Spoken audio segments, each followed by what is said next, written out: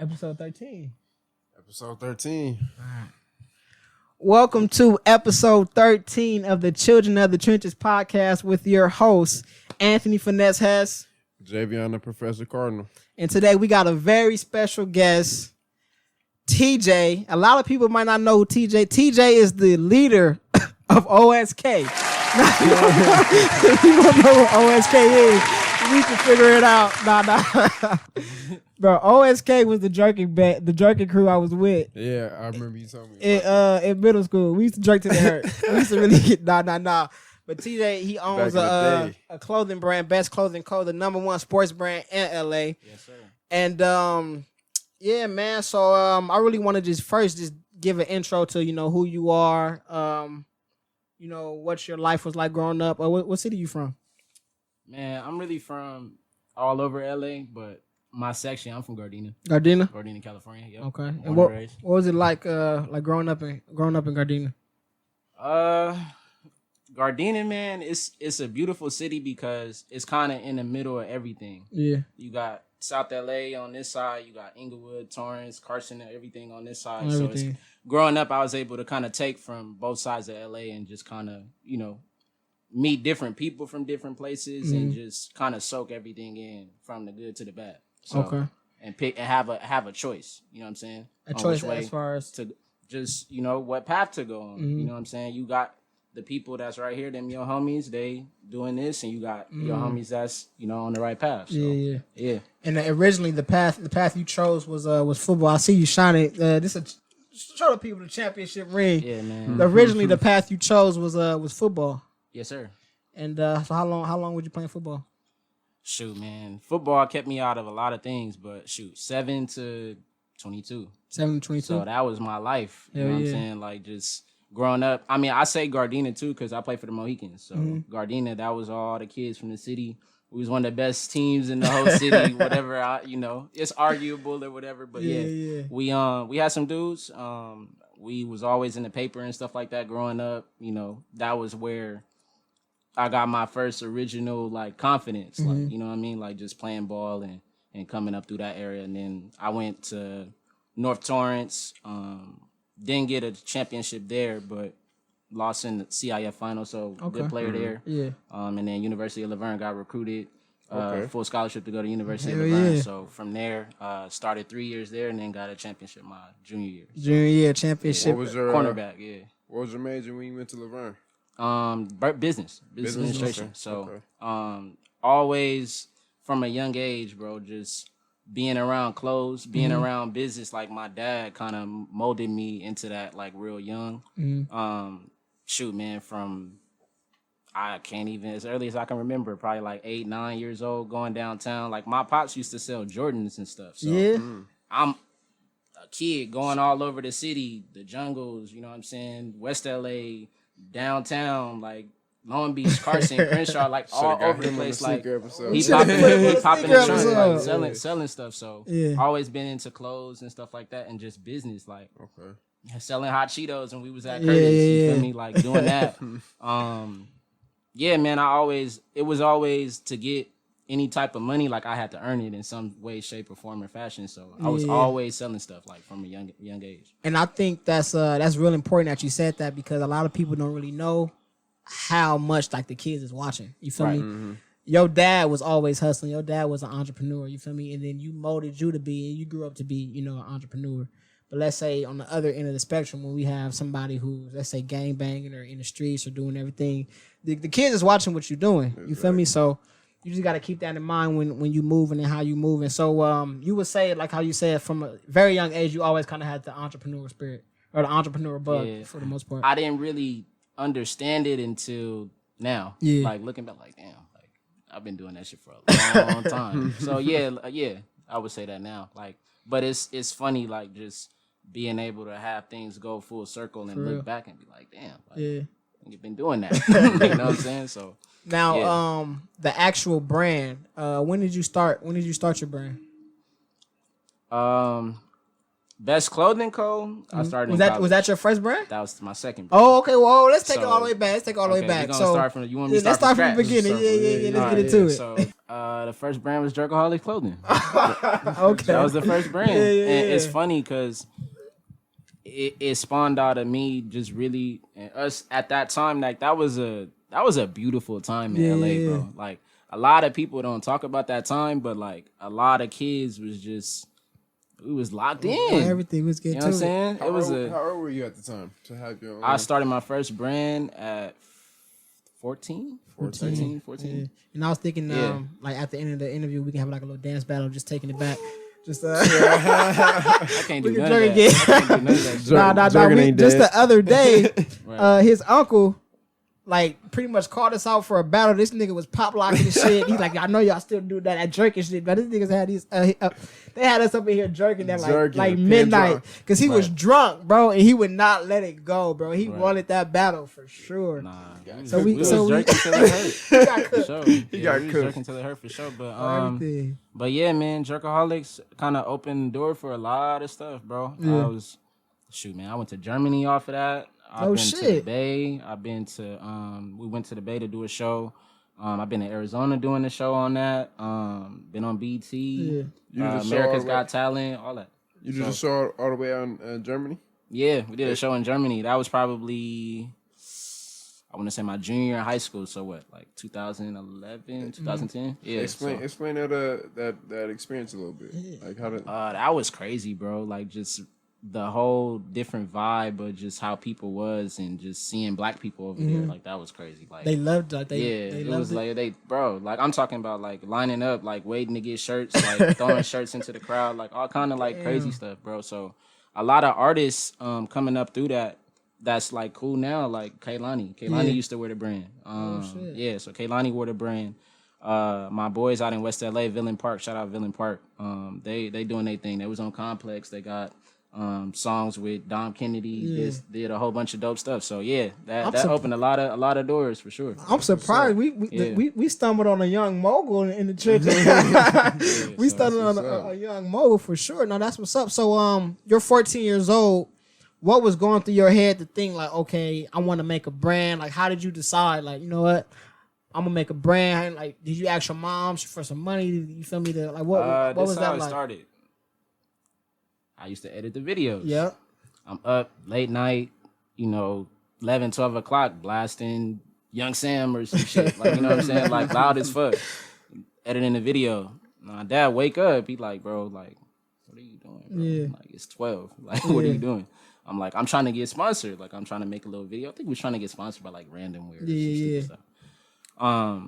I was doing that, and he was, like, looking at the shirts. Like, man, we could do this. Like, this is some bullshit. So he was like, man, go make me a design. I'm like, okay. Made some shit. Gave it to him. And he took it and we just started printing our first shirts. And mind you, like that was the time, like around the same time I was going to Texas. So at that point, it was just like, I'm finna just go all out, you know what I'm saying, before I leave. And I'm not thinking it's gonna do nothing or whatever. So we went all out. I had my cousins, I had the bros. We all was just running around doing our thing. So we did a whole little campaign, shot a commercial, and I left. So I'm in Texas now. Like, it's cool. My dad calling me. You remember, like, Members Only, the Rangers and stuff like that. Yeah. So my dad called me, like, bro, like, I got Spotlight on the phone. I got JB on the phone. I got all of these, like, dudes, like, to us at that age on the phone. Like, I'm in Texas, like, what the fuck is going on? Like, and they all wearing the brand. They all getting off and stuff. So that was the first moment I was like, damn, like, you done did something. You know what I'm saying? So it turned from that to me coming back 4 months, 5 months later. It's orders full of packages and stuff in the living room. So yeah, that was big, bro. Like it was crazy. What was it mainly? Was it mainly shirts or you had hoodies and? We did it all, bro. Like I don't know if you remember, like they used to wear the little snapbacks, the little Tisa snapbacks, like when Big Sean used to come out and stuff like that.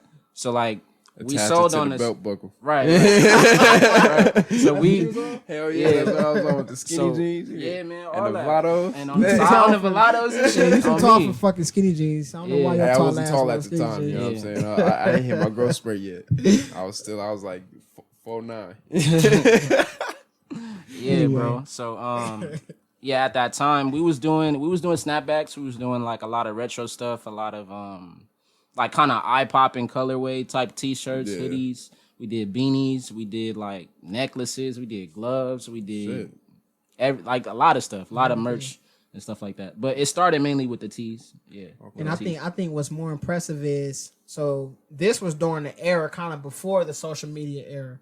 So that means you kind of grew. Oh yeah, we had MySpace, yeah. but you really grew straight off like hand to hand. You feel Facts. me? And word to mouth. It wasn't no Shopify stores. It wasn't no. You feel me? You was actually moving hand to hand, selling your product, and that's major for real. And it led you to Germany. That's and a lot of black kids from our community can say they went to Germany off of building the brand. And shit, I ain't never been to Germany, bro. I kind of feel like I didn't do my homework because I didn't even know. You feel me? That you was a part of that. You feel me? So that's my fault. I should have known. That's my fault. You didn't even tell me, dude. Yeah. Come on, man. I was about the Vlados back and everything. They came with a Jerkaholic shirt. Nigga with a wig. Jerkin ain't dead. I remember when they made that. I was in that video, fool. So yeah. Jerkin ain't dead. No. Yeah. So after the jerk wave kind of died down, you started focusing on football, or is that what happened? So 10th grade is around the year like when everything started going down. So that's what 10th grade is 2011, 2012. Yeah. So at that point, okay, it's over with. Not it was over with, we were still doing stuff, but I'm kind of on some whole different stuff. I'm just, playing football or whatever, focusing on school. So that at that point it turned from, the jerking stuff to trying to go D1 or trying to get to college or, going to camps and working out and doing all kind of stuff that more football based, more school based, more like worried about the future type stuff. Exactly. Yeah, still doing it, but on some other type of time. And the football, it led you to college. Like you said, you got a full ride.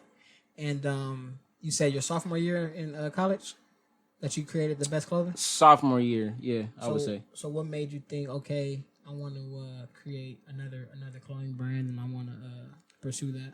Or is it something that you just like was just wanted to hustle and you just did it? It was just one of them things like the fun that it was doing it. It was kind of just like, dang, I did this and it did that. Yeah. I did something that I didn't even really think was a big thing, but now I done did it 2-3 years. I done had it impact my life. It's like I got into it. You know what I'm saying? I've always been artistic. I've always been drawing stuff. I've always been into stuff. So I was just like, I had to change the name, of course, because at that point it was Kitty. So it just turned into like, I love creating stuff and just being artistic and doing all type of different things as far as just what I'm into. So it just turned into like, all right, I'm gonna just put some stuff out. And two, a lot of stuff, a lot of times it's just for me. Like, you know what I'm saying? I'll be like, bro, like I'm finna wear this and I walk around like and people be like, yo, that's hard. I'm not even knowing. Like I'm like, oh, I made this. Like, I made this. And I don't want to have that combo all the time. You know what I'm saying? But yeah, it just was a lot of that. So I was like, yeah, let me do it again. So you started off like just wearing your own brand first, and then people asked about it? Yeah. So I would say I started talking to a couple of the homies and was like, yeah, I did the whole jerking thing. Because at that point, people didn't want to talk about it. You know what I'm saying? Like I'm on some, I did that. But I'm on some other stuff. But yeah, it just turned from that to making like different shirts. Like, what did I drop? Like my first little tees, BCC. That was like the Allen Iverson long sleeve and MF Doom, RIP MF Doom, that kind of stuff, like, or just stuff I thought was dope. Yeah, you know what I'm saying, and just wanting to wear what I thought was dope. Yeah. So, and I think that's major because a lot of time people like artists, rappers, everybody included, they pretty much create stuff thinking like, oh, is this gonna blow up? Are the people gonna fuck with this? Are the people gonna fuck with this? But I feel like if you just create something that you like, you feel me, and create something that you think is dope, then people go fuck with it, you know. And if they do, they do. If they don't, they don't. But it's something that you wanted to do. You feel me? Right. But so when did you kind of start actually selling the shirts? At first, you created them for yourselves. I'm pretty sure you probably created some for like some homies and stuff. When did you actually start like, okay, I'm gonna start selling these and I'm gonna try to make a business from it? That it just turned into. I made my first little couple tees or hoodies or whatever, wore them around. Enough people told me like it was hard, so I was like, okay, well, I gave it to a couple of my homies. They did photo shoots, and I posted it, and then everybody kept asking me like, yo, like let me get some BCC, let me get this, I need some of this, I need that. So I'm like, all right. So I made the little website or whatever, put it up, and two, man, like a lot of it was just being in college broke. Yeah, honestly, like it was just like. I needed to get a car at that point. So I'm hustling, selling teas, doing my thing, and setting up booths and stuff like that. And then I got so big on the college campus to the point to where now I'm working in the bookstore. I'm in the bookstore, you know what I'm saying? And then two, just taking over the whole school. What I did was after a while, just hanging out with my homies or whatever, we just came up with an idea, like, let's just do a commercial. And this is around the point where, you know, we don't win the championship and stuff like that. Okay. So like now I'm on some winning stuff. You know what I'm saying? I'm on some, you know, just kind of keeping that mindset into what I'm doing. Cause it turned from like jerking and having fun to everything had to have a meaning at that point. So I wanted something that had meaning. So I made a commercial with the whole Young Bull commercial, the first one, dropped it. Everybody was at school was going crazy. We in the IE at this point. So it was going crazy in the IE. And so what made that, I think, legitimate as far as that era was just the football team basically just endorsed me to do the whole camp. So I had a whole probably 1,500 kids wearing BCC. Hell yeah. So that was like, all right. This is real. Like, you can do this for real. For real. You know? Like, yeah. So, that's dope. In this era of social media, how has that helped you or benefited you in far as like the marketing process and promoting, getting your stuff seen? I would say everything is always a stepping stone. Everything that you do that has substance, you able to communicate that substance abroad, like on social media and stuff like that. Yeah. I would say it's more so about the quality of what you put out than, you know, and how you connecting with people as opposed to worrying about likes or worrying about like how many people follow you, this and that. It's about building real relationships with people. Networking. Like, networking. And they can see that through what you do. And stuff like doing the camps and stuff like that, it got me a lot of just long-lasting relationships with a lot of kids, like a lot of young dudes that came up just like us, like just trying to be on the right path. And then it turned from that to now I'm going to colleges or now I'm going to high schools, pulling up, grabbing the best people on the team. We finna do a workout video in BCC. Now I got dudes at Texas, you know what I'm saying, that going to Arizona State, like stuff like that. So just being a mentor, like using it as a vehicle to keep people on the right path. So, yeah. Yeah.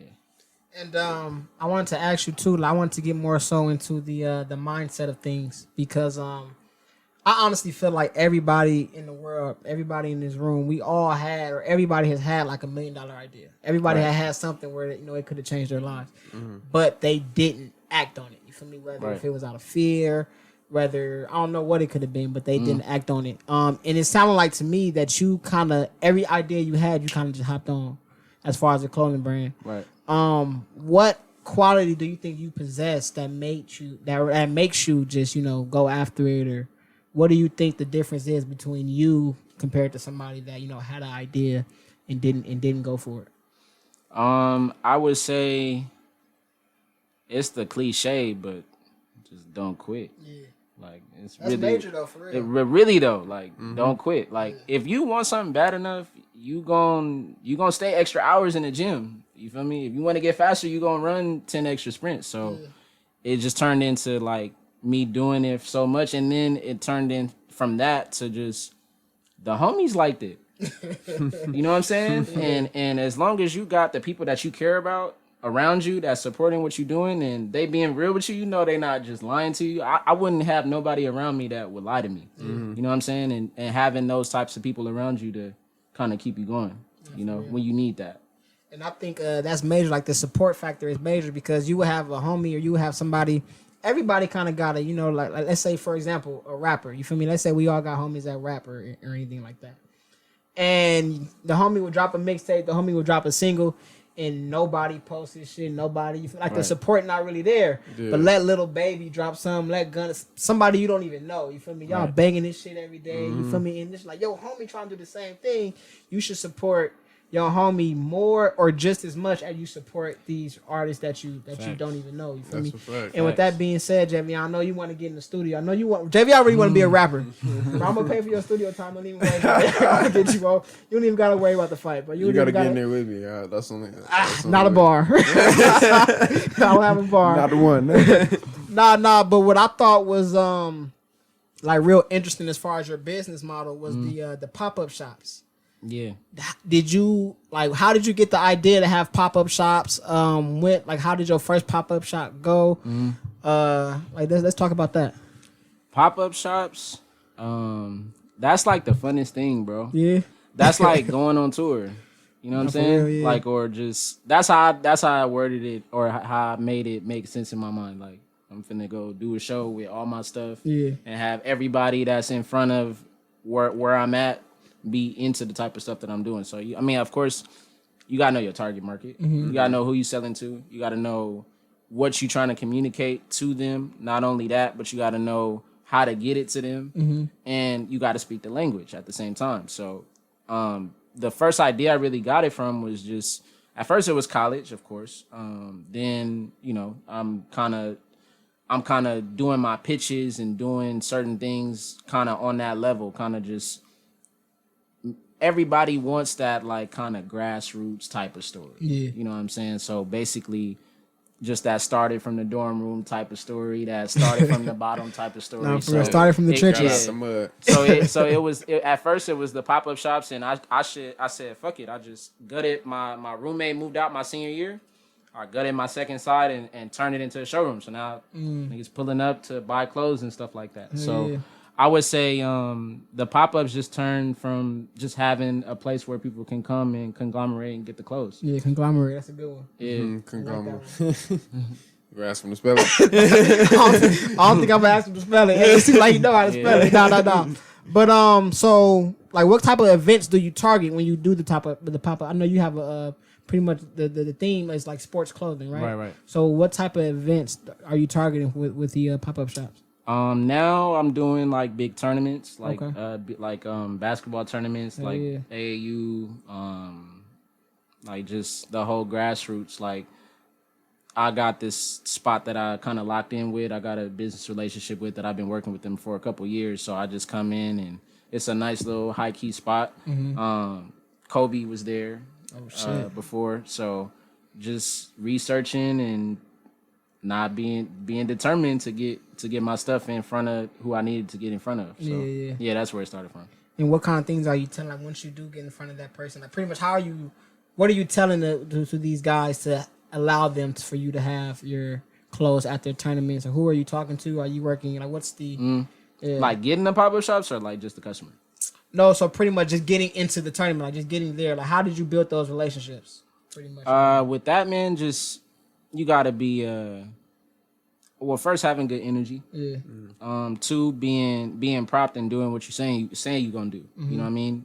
Sending emails, reaching out, not being denied, not going away when they don't answer the first time, leaving voicemail messages, figuring out what steps you need to do, asking questions like, how do we move forward in this process? What do we have to do? Or, can we sit down and have a 15-minute meeting on the phone? That kind of stuff. So just being not only punctual on everything you're saying you're going to do, but just being relentless. Be consistent. Yeah. Consistency. Yeah. Got to stay consistent. Yeah. Shout out to June. Nah. Nah. But you create all of your own designs? You create all your designs yourself? So, like I told you in the kitchen, like how I started, I'm still doing it like that to this day. Do you print yourself? No, I don't print myself. I got a couple relationships with a couple printers that I've been working with for a long time. That print my stuff. So okay. And right now you have shirts, sweaters, sweats. Yep. You have hats? It's funny. The first drop was actually some hats, but I'm getting back to some hats. I'm gonna get some hats out this year.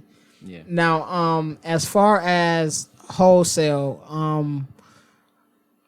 how hard was it to find like that perfect quality, that perfect material? You know, I know a lot of people go downtown LA and, you know, just get different things, but like, what really went into finding the perfect type of shirt for you? For me, it was just the beautiful thing about wearing your stuff and actually being in it all the time is you want it to feel a certain way after a certain period. So, just something that I put on that I felt fly in, or something that I felt that I'm gonna go do this task in. Like if I'm finna go run, play basketball at the court or something, I want my compression to feel a certain way. I wanted to hug on, you know, like I wanted to fit on my body a certain way. So, just natural feel. So like, was there times where you will buy a shirt, you know, you throw your print on there, you wear it a couple times, and that don't feel good, you move on to somebody else? There's been times like that. There's been times where, you know, you gotta be the designer and be like, nah, that ain't it. And you gotta be very meticulous about what you do, but at the same time, it's just, you know, you'll know, you know, that right feeling once you get it, and you just kind of gotta keep yourself at that standard and just move forward from there. Now, how important, I know Javion mentioned like social media. Do you like invest on like marketing ads, or do you try to do so you do pay for the ads? Yeah. And how has that helped you grow? Like, is that would you recommend that to somebody, or would you just say like, oh, you try to go organically? Or? I would say you definitely want to start trying to do it organically. You don't want to just get an Instagram and be like, all right, we finna put 500 into marketing and stuff. Like, no, I would say you build your core base of who you want to be an audience to your brand. Once you build that and you communicate and you're able to make those relationships and stuff like that, once you get your marketing idea and how you want to do it, and once you get a piece of content that you proud of, like a commercial, like I do mine through commercials for you. It could be a video of you fighting somebody or hitting the mitts or whatever. Once you get that piece of content that you feel like is good, that's the money you put behind it. Yeah. It's that simple. That's an IG reel. Yeah. We can put that on the reels. Now, so you have sports apparel and you have fashionable apparel, right? Right.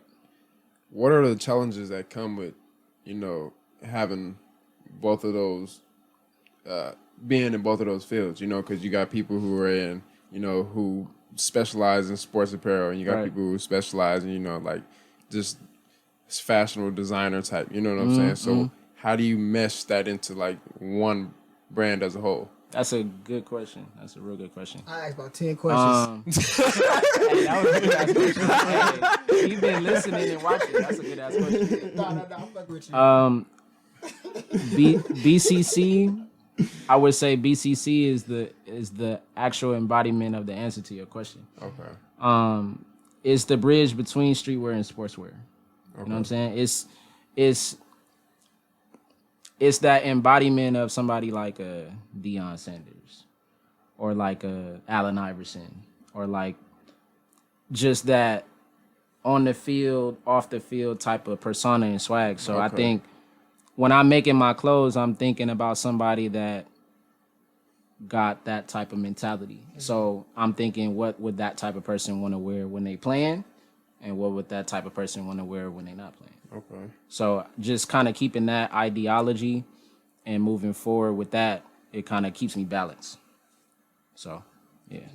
Yeah, that's what's up, for sure. You got another question? I got plenty. Go ahead. 'Cause I need to think of, because he. Oh yeah, you think he thought your question? Yeah, you gotta come with some more heat. He hit it right on the money with that one.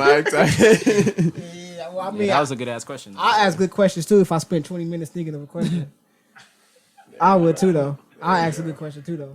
But I gotta keep the podcast afloat. Like he hating. Somebody gotta keep the podcast afloat, Gio. I mean, it might. There you go, hating. It might as well be me. It might as well be me. Nah, but Nah, usually the one who opened it up gotta keep the flow of it. Right. Are you my guest or you his guest? Hey, It sound like you his That's your guest. guess. Facts. Right. Nah. Facts. But pretty much I want to talk about like actually building the brand. You know, you built this brand from the ground up. As you see, you're rocking your own brand. How important is it to wear your own clothes, to pretty much when they see you, they see the brand, It's extremely important. I made a commitment to myself probably back in 2018 that I wasn't gonna wear no other clothes and wear my brand and kicks, and that was it. So that's where the whole actually that brings me into the collection, but Kicks by Best is what I'm working on right now. So it's kind of just this cement pattern right here is like your cement 3s, your cement 4s, and stuff like that. Just kind of that embodiment of just what sneaker culture and also what athletics influence in sneaker culture that also tie into fashion. So that's another kind of core value that BCC kind of stand on, like the athletes' impact on fashion, because I don't feel like people talk about it enough. Nah, like for real, like Jordan single-handedly changed fashion. For real. Think about that. Yeah. We talking about an athlete from North Carolina who got cut off his high school basketball team, who became the best basketball player in the world, got the best shoe pretty much on the planet. On everything. You got Versace, Dior's, all these type of different companies taking silhouettes from Jordan. You know what I'm saying? Yeah. So That's a fact. Do you plan on dropping like a I guess let's say every Jordan come out, like a new Jordan come out, do you plan on dropping like a colorway that coincides with So Boss Moves? Look for a lot of sneaker inspired colorways coming from BCC. That's hard. A lot of a lot of kick stuff, a lot of kicks inspired stuff, a lot of that like kind of vintage, old school, like starter jacket, that type of feel, like old college jerseys, that kind of stuff. So during your process when you designing like a new shirt, new sweater, are you thinking of shoes? Just what shoe could this rock with? You know what I'm saying? For sure. 100%. It's funny because you going back to your question, saying how important it is to wear your own brand. At that point, it's like now I have to make my brand who I am. You know what I'm saying? So it turned to, I'm not even worried about clothes. All I'm looking for is shoes. And looking into shoes and doing that kind of influenced the colorways that I've done with my brand, along with just the type of people, the conversations that I'm able to have, you know what I mean? And just attaching it and being able to connect with a different group, a different culture. And that's the beautiful thing about having a brand. Being able, like I said, going back to what I said before, like being able to speak the language. I can go and have a conversation at SneakerCon, but bring it back to my brand. You know what I'm saying? Or I'm able to go to a basketball tournament, have a conversation about the brand, and still bring it back all full circle. So that's the fun part about being able to do it that way. So yeah. So for the most part, when you're creating like a new design or something, you're thinking about like the shoe. You have the shoes in mind, or what's the process to creating a new design? That's fun, bro. When shoes drop, typically what I do is I appreciate the shoe first. From appreciating that shoe first, I kind of get an idea of what I want to say. And a lot of times, like I've done colorways, like my statement hoodie, which has the sleeves and then the vest on the back. I've done the Shattered Backboard 2.0s that just came out not too long ago. I have a colorway like inspired like directly from that color. So doing stuff like that, or doing stuff for like just like my favorite joints, like just I'm an Iverson guy, so I wear a lot of Iversons and shit like that. So I got a colorway of Iversons that go with everything that I wear as far as like my brand goes, like colorways like that. Or I'm a dunk dude, like I wear a lot of dunks. So a lot of colorways that you see from BCC are definitely inspired by shoes. Yeah. Now you mentioned MF Doom. How does the hip hop culture influence your brand? That's a good question. We one for one, baby. Let's go. I'm coming back. I'm coming back. Give me 20 minutes. I think the beautiful thing about that, and what I'm realizing talking to y'all, is my brand has kind of embodied everything that I've kind of went through in my life because I make it so attached to what I do. Growing up, bro, like MF Doom, hip hop, stuff like that. My dad was a producer. You feel me? So like my mom, my dad, and my uncle had a rap group like when I was young. So like growing up, bro, like I had a whole equipment and shit in my kitchen, like walking around, like getting in the booth at like 6 and 7. So my dad like a crate digger type dude. Hey, you know. So yeah, you know we require every guest to have a hot 16. You done set yourself up. Hey, you done done 6 and 7 in the booth. You've been doing this for years. You've been doing this. Now, if we want to make a beat or something, I'll tell you what sound hot. All right, for sure, I got you. But yeah, man, just my dad put me on Doom like probably,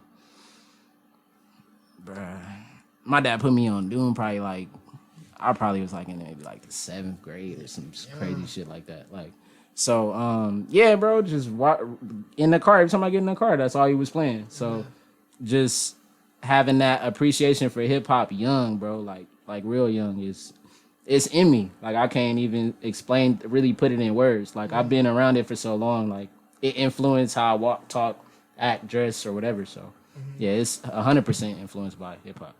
Now I wanted to get into more of the legalities or like the legal side of it. Yeah. I noticed a lot of your clothing does have like athletes and does have.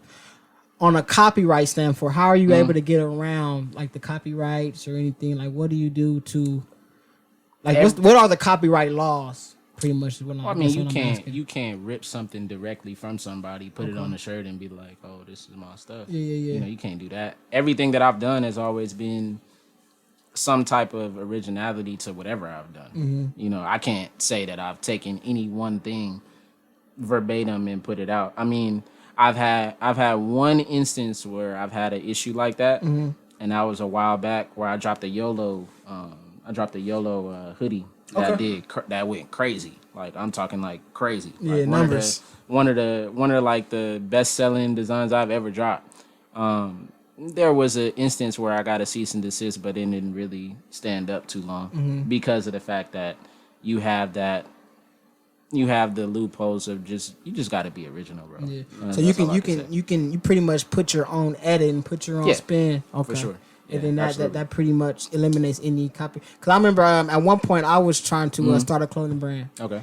And I kind of had like right now. Oh yeah, this is a little shirt. This is a Finesse the World shirt. Finesse the World. Yeah. Shout out Javion. Yeah. I'm gonna wear yours next episode, Javion. Nah, that's cool, bro. You're supposed to wear it today. No. Nah, but I remember just like my problem is like overthinking. I remember overthinking about as far as like the copyright issues, as far as like how the designs went and stuff. But just good that you cleared that up so you can kind of Yeah. So in short, just be yourself and don't copy nobody. Yeah, Do your thing. Yeah. I hate when people ask me that. People ask me that a lot. But as long as you know in your heart you doing something original and you doing something the right way, just go. Because the amount of things that you tell yourself to stop you from going for what you're trying to go for is just gonna pile up and make you not do it. Yeah. Just get it out the way, keep going, and then go to the next thing. Do the next thing. Yeah. Now, have you experienced anybody? Because like your brand is pretty big. Have you experienced anybody kind of trying to copy what you doing and trying to copy your wave and pretty much what you got going? I don't know, man. It's tough because I've been doing it for so long. Yeah. Because I've been doing it for so long, like I've seen certain things, but I'm never the one to think like, oh, he copying me. Yeah,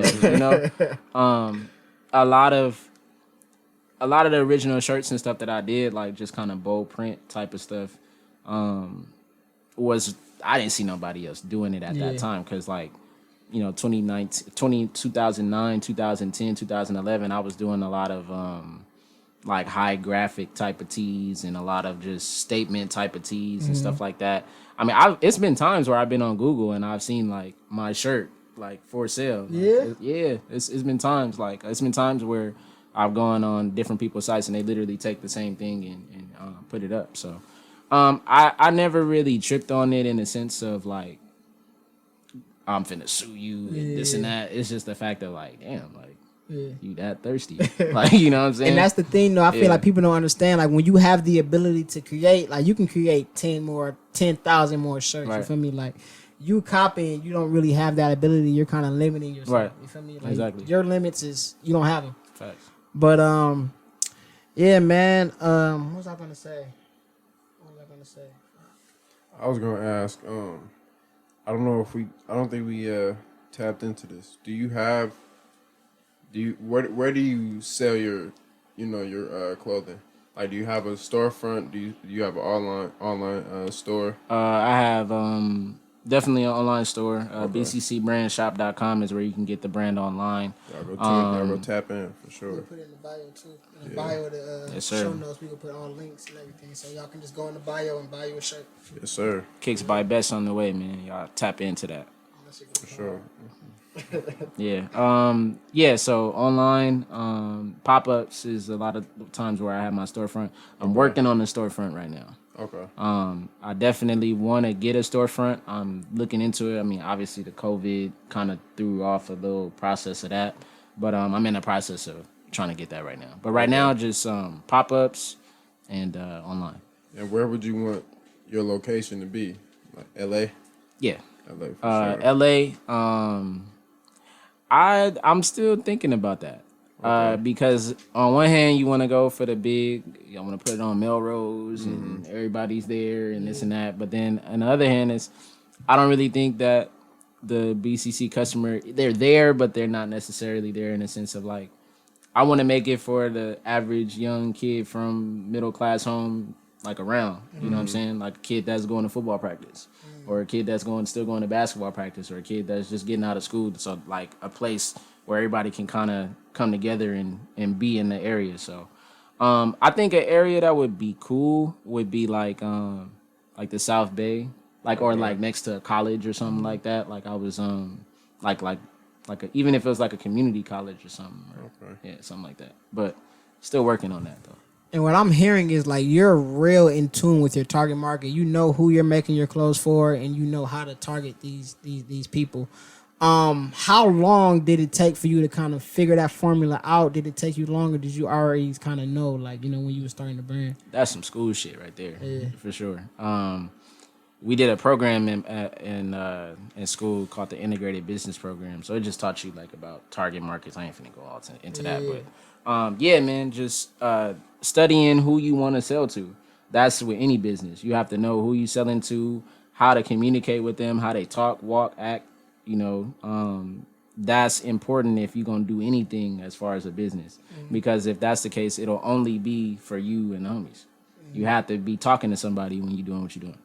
And I remember me and Javion had this conversation. Me and Javion had this conversation like last year when you asked me like what's my opinion on like do I feel like you need to go to college in order to start a business? You know what I'm saying?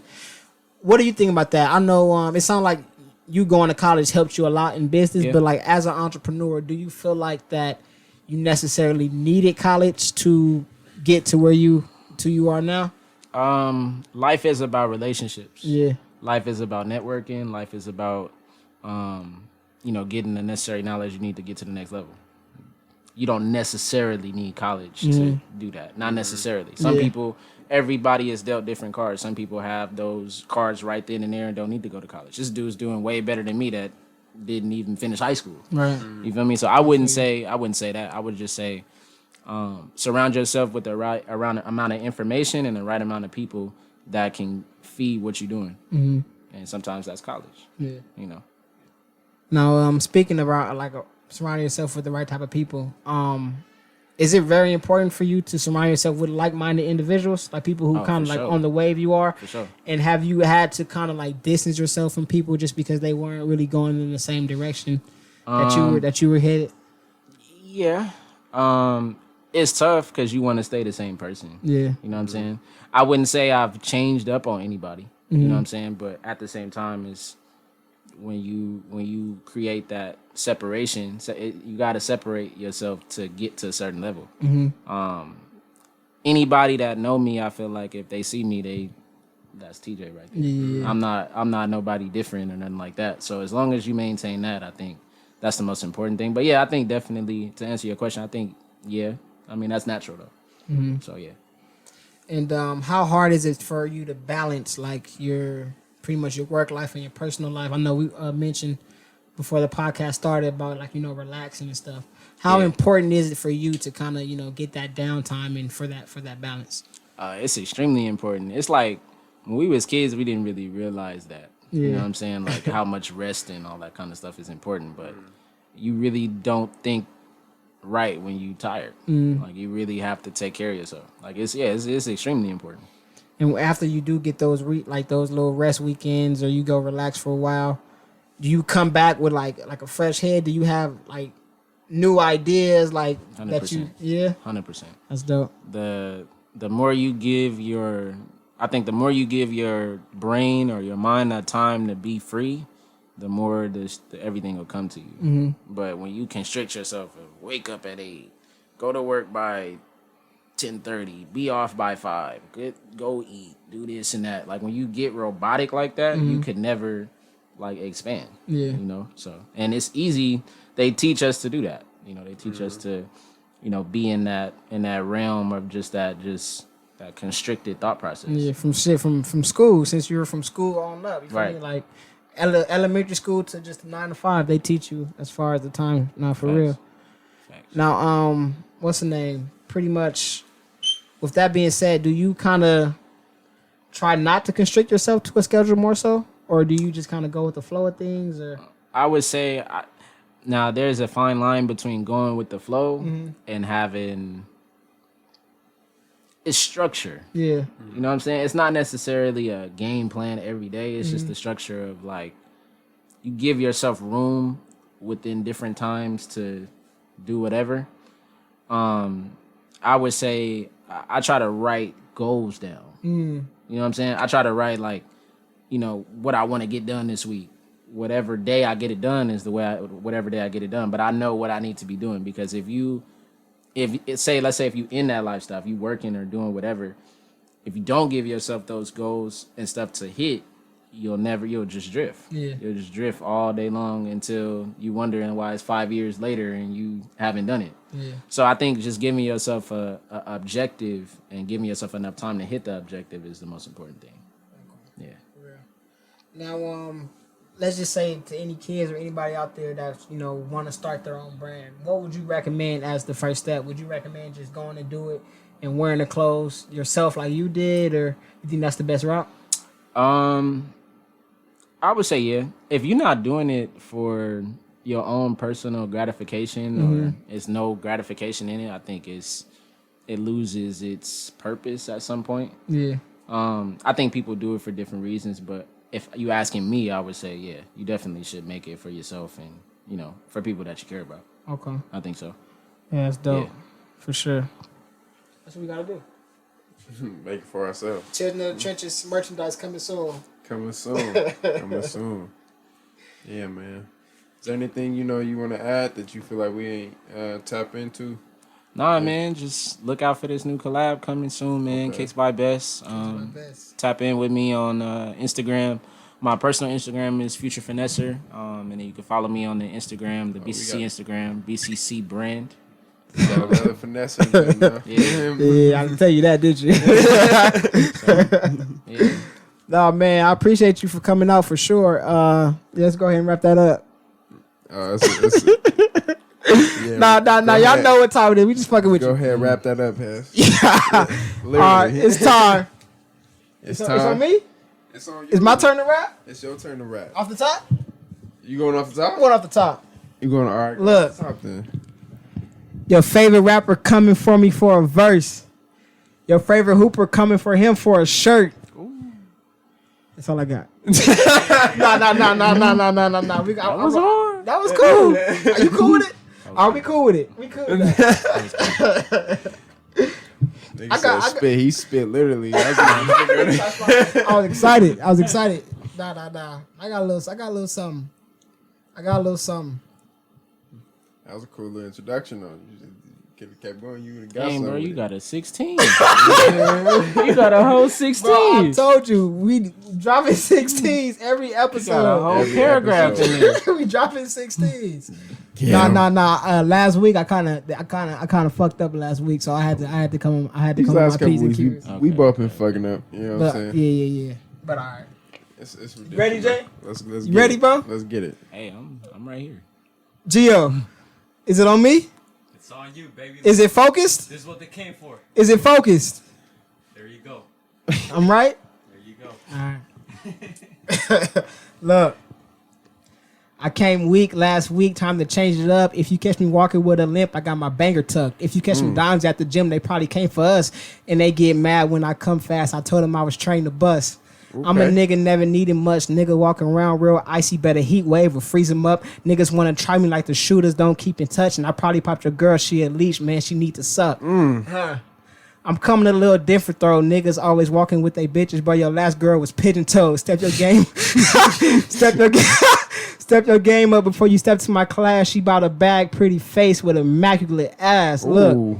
You wouldn't even step because you been afraid. Stepped on a roach, lift up my heel. It's just a renegade. Niggas like your girl at home. How you rap out getting laid? You do what you want when you poppin' and when the bills is paid. You stupid ass nigga. My youngest... you stupid ass niggas. My young nigga 14, stupid on a trigger. He came and told me I changed. I said, how you figure? He said, look, you always sitting talking about investing, but when it's time to slide, man, you always give your blessing. I ain't changed because I exercise your brain. How your money grow? Still the same nigga selling weed by the bungalow. Still put a black hole in your white tee like a domino. And when I mention the stock, I mean a brick. Boy, I'm speaking code. Ooh. Look, so watch your back and don't leave a witness. Jay and Business, that's my dog. But Jay, you know I'm about that business. Clips extended. Nigga, where you at? I'm cooling in the trenches. Niggas doing time on level 4. You sent them on that mission. Should have went the slid by yourself, but you booked a little different. I don't say a word. The streets talk. I just sit back and listen. And I can't stop till I shout out children in the trenches. And we out. That's the weak ass fucking rappers could fucking never. And that's called motherfucking bars, nigga. We waiting for somebody to send us a beat. Niggas don't want to send us a beat. Cause I'm tired of rapping acapella. I'm tired of rapping acapella, man. We need a beat, bro. Yo, that shit slide. That was alright. Did I redeem myself? That'll slide on the beat. You did that. Did I redeem myself? Yeah. You spin some bars. When is niggas laying that down though? You want me to go to the stool? You gotta lay that down. I gotta go to the stool. But don't tell me that. Don't tell me that. You sure? I can make some calls. As long as make the call. Give my man his phone. I can make some calls. Give my man his phone so he can make the calls. I can make some calls. Hey, this bitch episode, we gonna talk about them cars. Nigga, I forgot. The car accident. Oh, shit. Nigga, tell me why. On the way here, I got in a car accident. Like, when you text me, bro, I was just about to hit you up like, hey, bro, I might be late. I got in a whole car accident on the way here. That's not funny, but you did tell me to drive safe. So what's going on? Nigga, because that was after the car accident. Right. That was after the car accident. Like, kind of speeding. Relax, bro. Drive safe. Right. Because they out here, bro. So I'm on the freeway, right? I'm on the freeway going straight, bro. I'm on my way to get my beat burger. You know I need a beat burger before every episode. I'm on my way to get my food. I'm driving straight, right? And boom, I hear boom, boom, like on the side of me, doom, doom. Like they hit me, boom. And then like they swerved off and hit me again, right? Boom. And the motherfucker kept it pushing. Now they was like in the Volkswagen, you feel me? You already know what I got. So I pretty much like I'm on their ass. Like you're not getting away. You feel me? Right. So I'm on their ass and they huh? Street? No, I'm on the 17. I'm on the freeway. Jeez. I'm on their ass, and eventually they pulled over. You feel me? I pulled up behind them, and I turned Lil Durk up. I'm listening to Lil Durk. I turn him up, and I hop out, right? I turn him up, and I hop out. And it was a female. She was a dyke, but, I mean, it was still a female, I guess. It was a female, you know. And I think she was fucked up, bro, because she came out, like, with one shoe. Like, she had one shoe on. She hopped out the car. Driving no yeah, bro, like, what you want? You do? Yeah, I like driving barefoot. Yeah. Weird. That's weird. Tall niggas. Edit that out, Gio. That's some tall shit. That's like a motherfucker right there. Nigga just driving with his big toe and shit. Big ass toe. Like, yo, shit. that's some tall 6'5" shit. Well, I'm mainly wearing slides all the time, so it ain't nothing just to kick them off. I wear slides too. Your foot fit over the pedal and shit. Yeah, like he grabbed the pedal and shit with his toe. Big foot. That's some tall shit like a motherfucker. Nah, but so she hop out with one shoe on. And I'm like, yo, you good? She like, yeah, I'm all right, whatever, blah, blah, blah. And then I asked her, like, was you trying to get over? And she was like, nah. Was you trying to get over? I'm like, no, motherfucker, I was driving straight. You feel me? And then she like, oh, yeah, something wrong with my steering wheel in the wind. Sometimes you taking my car. I'm like, oh, my. But we did the little insurance thing. And then I said, but, yeah, bro, that's why I was late. That's sick. But this been episode 13 of the Children of the Trenches podcast with your host, Anthony Finesse Hess. Javion the Professor Cardinal. BCC Tony, man. BCC Tony. That's how I should have introduced you. That's cool. they'll see it on the Instagram and shit. Yeah. But y'all go tap in with my guy. But then please like, comment, subscribe, and if you found any entertainment from this podcast, any information, if you learned anything, please just share with one person. That's all we ask. Just share with one person. Check the bio for all our Instagram. We're gonna put all our Instagrams in our bio. We're gonna put a link to the website in our bio. So if you want to catch the Young Bull sweatshirt, if you want to get some more gear, if you want to look out for the kicks by Best, because that shit sound hard. Yeah. That shit sound tough. Yes, sir. Nah, but we could put all the information in the bio. And this has been the Children of the Trenches podcast. Yeah. Yeah. And that's that. That's that. That's a wrap.